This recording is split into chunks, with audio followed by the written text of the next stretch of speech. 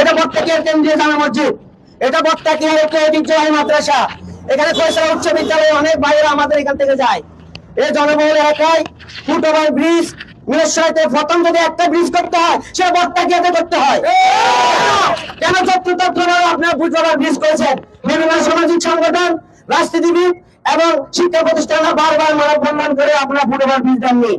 আমরা আপনাদেরকে শেষবারের মতন এই মানববন্ধন থেকে শান্তিপূর্ণভাবে বলছি, আজকের মধ্য থেকে আগামী 24 ঘন্টার মধ্যে আমাদেরকে যদি একটি আপনাদের কমিটমেন্ট বা একটা আপনাদের রূপরেখা না দেন, আমরা এই শান্তিপূর্ণ আন্দোলন আর আমরা চালিয়ে যাব না।